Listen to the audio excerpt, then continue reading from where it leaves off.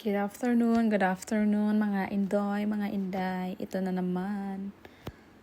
Ngayong hapon, dahil wala akong magawa at ako ay nababaliw sa bahay namin. Charis lang. So ayan, tayo ay magmi-makeup, kunwari magaling, kunwari marunong, pero hindi naman pala. Pero syempre, kahit hindi tayo marunong, kailangan ay tayo'y matuto. Paano nga ba tayo matututo kung hindi natin susubukan? 'Di ba? Tama naman ako. Tama o tama? Ganito talaga ako kapag naboboring ako sa bahay. Nag-iisip talaga kung ano yung dapat kong gawin. So, hindi naman tayo vlogger, 'di ba? Pero kailangan, gusto rin natin i-share yung mga alam natin na kaunti. Cheers lang. Kasi kung naalala ba ninyo yung makeup ko nung kasal ko, dito nga sa Amerika ay mahal magpa-makeup. So, yung ginawa ko noon is, ako talaga yung nag-makeup sa sarili ko mga day. Kasi wala talagang magme-makeup sa akin. Sabi ng asawa ko, magpapa-makeup daw ako sa salon. Pero syempre, ayaw ko nga. Kasi nga, mahal. 'Di ba?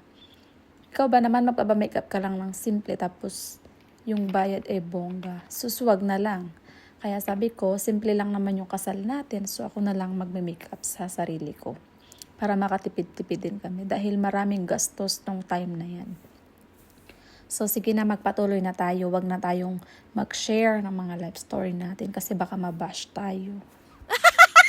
Yung una ko ngang nilagay ay yun nga pala guys ay serum.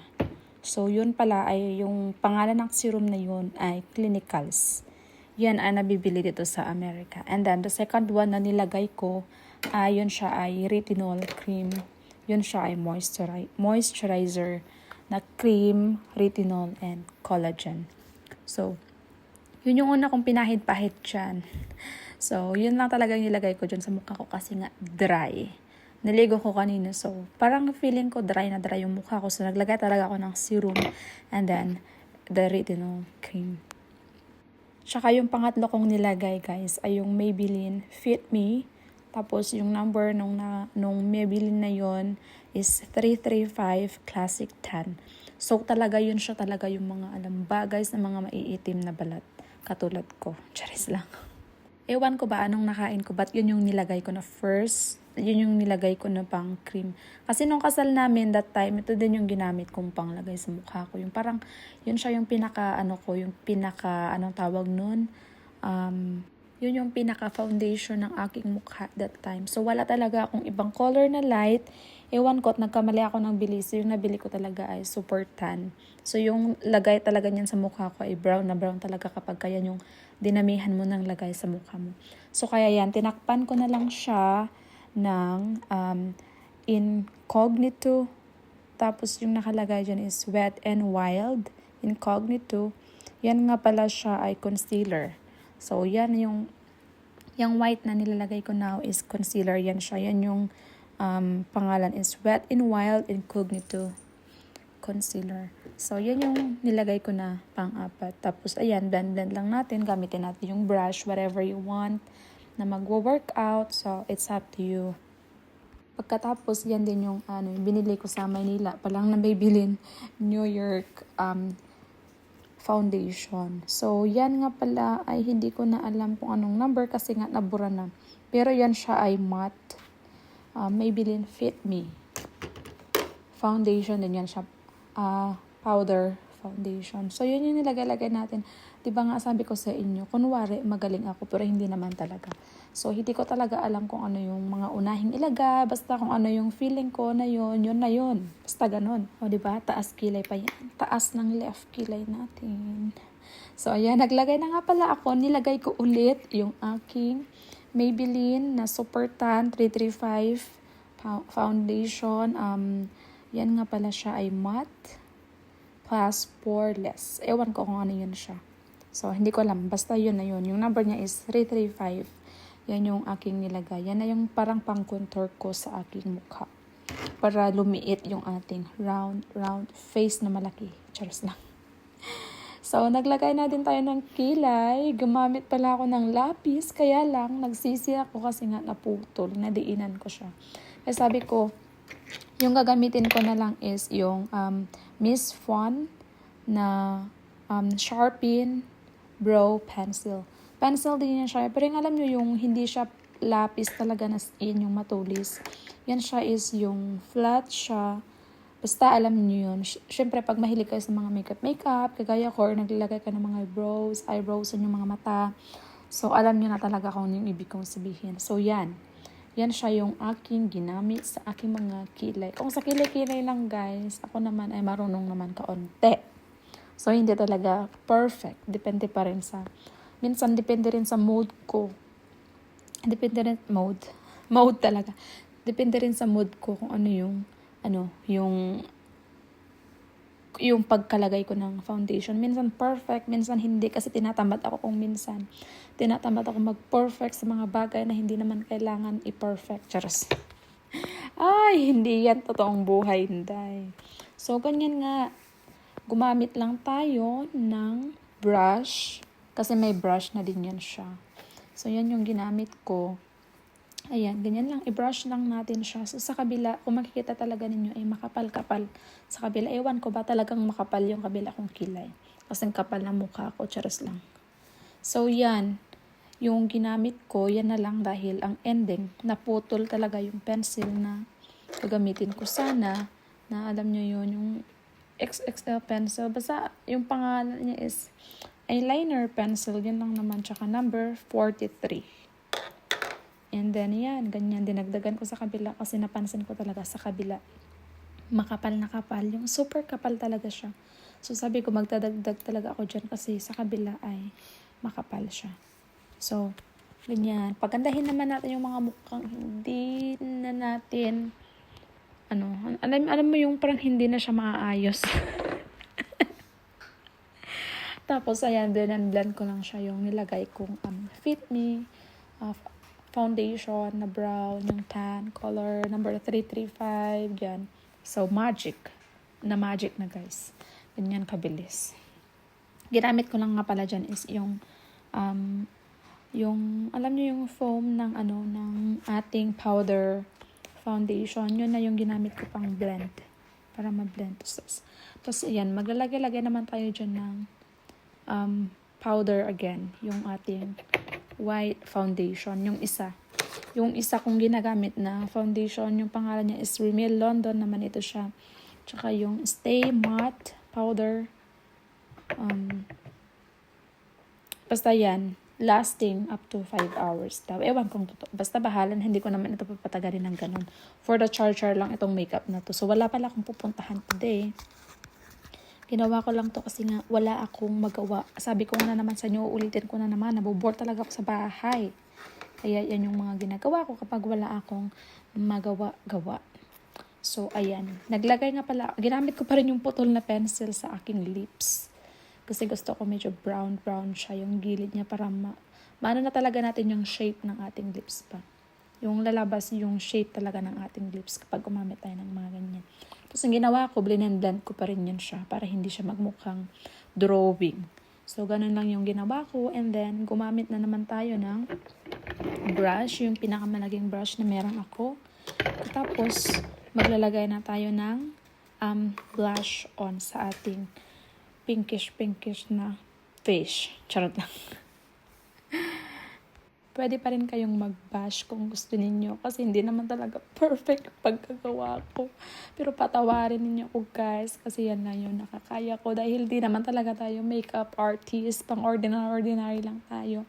Alam mo yung pang-palengking makeup lang ganyan. So ayan, medyo kapal-kapal natin yung ating foundation para makita sa ating camera. Kasi kapag ka sa personal, makapal na siya. Pero sa camera, alam niyo yung sa camera, hindi talaga siya makita-kita masyado. Kaya yan, kinakapalan ko. Pero pag sa personal yan, guys, kailangan natin bawasan. Nakadepende pa rin sa'yo kung gusto mo talaga na yung parang sinampal ka, pwede naman din yun. So, yan. Naglagay-lagay lang tayo ng foundation. Nilagyan ko lang din yung center ng aking ilong na pango. Charot. Tumangos na yan kasi nalagyan natin yan ng contour. So, papatangusin natin yung ilong na yun. Kaya, may pag-asa pa yung mga mukhang katulad ko, guys. May pag-asa pang gumanda. Pero yung kailangan lang talaga, makeup lang talaga yung pantakip ng mukha natin, guys. So, sorry na lang talaga sa akin. I'm thankful pa rin kasi nga, syempre, wala tayong importante. Wala tayong kapansanan. O, diba? Perfect. Yung pagkalagay. Charot na. So, naglagay nga pala ulit ako dyan ng, hindi pala ulit. So, naglalagay ako dyan ng, yung, hindi ko alam kung anong color niya. Basta yung silver. Alam niyo yung ginagamit pang shimmering. Charot. Pang shimmer sa ating mga eyes, sa ating mga face. So, yan yung ginamit ko. Yan lang, simple lang. Ginamit ko lang yung aking finger. Kasi, hindi talaga ako sanay gumamit ng brush kapag sa ating eyeshadow. So, yung ginagamit ko talaga yung aking finger. Yan lang talaga. Tsaka wala akong ibang color dito. So, bibili pa nga ako next time ng bagong makeup. Yung makeup talaga na may ibang color naman. Para like, for example, blue, violet, ganun. So, try ko nga bumili next time ng ganun. Wala kasi akong ganun. Kung ano na yung nabili ko noon, yun na yun. Charis. Galing pa to sa Pilipinas tong makeup na ginagamit ko. So, hi Shopee. Galing nga pala to sa Shopee. Charot. So, ayan. Gumamit pala ako ulit ng pencil eyebrow na ginamit ko sa aking kilay. Ayan na din yung ginamit ko pang kuhit sa aking mga mata-mata. Kasi nga yung aking tattoo, Studio Ink Pin, crayon na para sa ating yung guhit-guhit sa alam niyo yun, yung basta ganon. So wala na siyang ink, naubusan na siya. So kaya yun, ginamit ko na lang talaga yung ginamit ko sa aking eyebrows. Yun na din yung pinang paint ko dyan. So maglalagay ulit tayo ng powder, foundation, plus ating mga jawline. So naglagay nga din pala ako ng brown foundation sa aking jawline para naman lumiit-luit yung ating face. Kasi nga, syempre yung aking face naman ay malaki talaga at mabilog. So, ayan guys.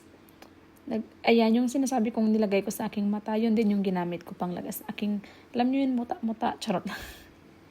Pang shimmering, ganun. Pang kintab-kintab, pang sparkling, charot. Hindi ko alam kung ano yung tawag niya. Nakalimutan ko na. Basta yan yung aking nilagay sa aking eyelid. Ganun. And then, naglagay din ako sa aking face, magkabilaan. Tapos, yan din yung ginamit ko sa aking nose, pang straight, pang patangos. Alam niyo yun? Paglagay-lagay ka ng konting ganun para, syempre, yung ating nose, magmukha namang matangos, kahit hindi naman talaga. So, pero alam niyo ba, sa personal, yung nangyari sa aking face after ng makeup ko, ang ganda. Bet na bet ko talaga, parang kinasal ulit ako dyan. So, yeah. Maganda siya sa personal. Sa hindi. Kasi parang hindi siya talaga masyadong makikita. Pero sa personal, alam niyo yung makeup sa personal, iba. Iba talaga kasi sa picture. Feeling ko sa personal, mas maganda. Charot. Kasi nga, syempre, parang nakikita mo talaga siya ng tunay. Yung direktahang nakikita mo talaga siya. Direktahang nakikita ng iyong mga mata.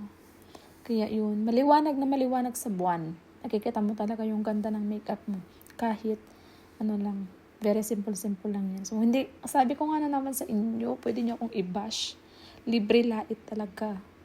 Kasi hindi ko naman talaga sinasabing perfect at hindi naman talaga ako makeup artist. So, ma-artistahin lang talaga ako, pero hindi talaga ako makeup artist, guys. So, yan, maglalagay naman tayo dyan ng contour sa ating nose para naman tumangos-tangos yung ating pango na nose. So, ayan. So, maglagay lang tayo ng brown dyan sa gilid-gilid niya. Siyempre, naglagay din ako ng pangpakintab. Sabi ko nga sa'yo, naglagay ako ng pangpakintab sa aking nose. Para naman, yan, tumangos siya tignan. O, diba? Siyempre, yung ating very important, number 1 lipstick. Yan yung aking number 1 lipstick, guys, na ginamit. So, mamaya papakita ko sa inyo yung pinakalas ng video na to. Meron akong second lipstick na ginamit. So, i-compare natin kung ano yung maganda. I-compare natin kung ano yung maganda sa kanilang dalawa. For the arty-artihan ng person, kala mo naman talaga maganda. Pero okay lang yan. Try until you succeed. Siyempre, kailangan natin matuto sa mga ganyan, lalo na sa mga kababaihan. Hindi ko naman sinasabi sa inyo na punuin natin ng kolorete yung ating face at saka araw-araw mag-makeup. Siyempre, minsan kasi kailangan din natin mag-makeup, lalo na kapag alam nyo yung mga mga mag-a-attend ng mga kasal, ganun, binyag, birthday, o di ba? Hindi mo na kailangan pumunta sa salon magpa-makeup. Kasi kahit mga ano lang, simple-simpleng ano lang, alam mo na. Kahit kilay-kilay man lang dyan o magguhit-guhit ng mga kahit ano dyan sa yung itsura ay ready to go na talaga, day. Hindi ka na maghahagilat ng pangbayad para maghanap ng makeup artist. Pero kung may pera ka naman, why not, di ba? Kung pumunta ka sa professional, ay mas maganda talaga yung dating. Kung gusto mo talaga ng mala Barbie, edi go! Kung may pera ka naman, why not? Ayan yung ating pangmalakasang mascara. So, yung ating mascara ay ang pangalan ay Naked number 5. Mascara BXXL waterproof. So, ayan, waterproof. Matagal ko na yan siya ginagamit. Love na love ko yung mascara na yan kasi ang tagal maubos. Tsaka, tingin ko nga paubos na wala na yatang laman. So, bibili na naman tayo ulit ng ating mascara for life. So, yan, isa rin nagpapaganda yan. Isa rin yan siya sa nagdadala sa ating eyes. So, kahit wala tayong, alam nyo yun, pilik mata, okay na yan. Mas okay pa sana kung meron tayong contact lens. Mas maganda talaga yung dating ng ating face. So, bago ako naglagay ng mascara, gumamit na pala ako dyan ng curler. And then, naglagay ako ng mascara. And then, second step is, gumamit ulit ako ng curler para lalong kumulot talaga yung ating mga pilik mata. Lalo siyang tumayo. So, ayan na yung ating final look. O, diba? Kala mo naman maganda talaga. O pack. O, ano ka dyan, te. Pangrampa lang yan, te. Pang date lang yan.